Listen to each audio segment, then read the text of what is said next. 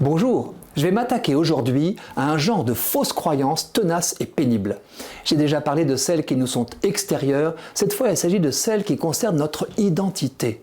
Elles peuvent nous pourrir la vie et celle de ceux qui nous aiment et nous entourent. Ce ne sont plus des fausses idées sur le monde, mais des idées fausses sur notre propre compte qu'il va falloir éradiquer. Je pense à celles qui nous dévalorisent en nous empêchant d'être nous-mêmes, qui nous bloquent dans nos relations, notre travail, nos projets, notre prière même. Elles ont un caractère si enraciné et aliénant qu'il peut être difficile d'en prendre conscience sans recours extérieur. Le renoncement à nos fausses croyances est une humble démarche vers la vérité qui requiert à la fois notre participation active, notre volonté, et un abandon spirituel à la providence de Dieu. Lui seul peut nous nettoyer du poison sournois qu'un esprit de mensonge a pu instiller. Pour chasser nos fausses croyances, il faut d'abord les démasquer, puisqu'elles se déguisent en prenant l'apparence de la vérité. Commençons par celles qui bloquent notre action. Ce sont des croyances limitantes.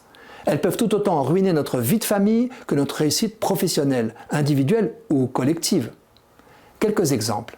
Je n'y arriverai jamais. Je ne suis pas à la hauteur. Je ne suis pas capable.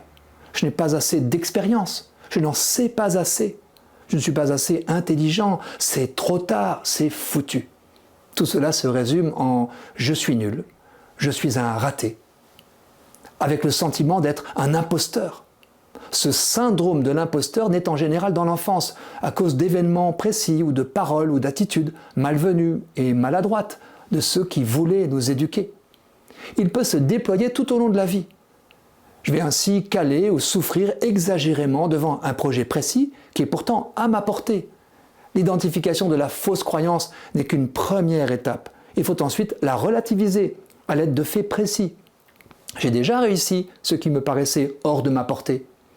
Puis la dissoudre par tous les moyens possibles, à haute voix, par écrit, en affichant dans ma chambre que j'en suis capable. La parole positive est performative comme la négative. Vous connaissez la formule, ils ne savaient pas que c'était impossible, alors ils l'ont fait.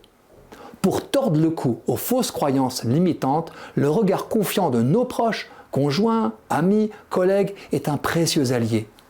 Nous héritons aussi de notre histoire toujours un peu chaotique des fausses croyances de jugement qui nous minent tout au long de notre vie.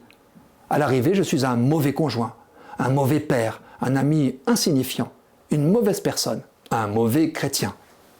Rien à voir avec l'humilité. Il peut même y avoir de l'orgueil caché dans la dévalorisation chronique. Il ne sera pas inutile de se faire aider pour débusquer l'origine de ces croyances en revisitant son enfance, puis reconnaître qu'elles sont nulles et non avenues et en être délivré.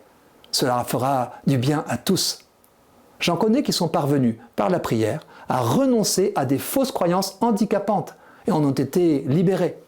Que nous soyons toujours capables de travailler à devenir ce que nous sommes, c'est une bonne nouvelle.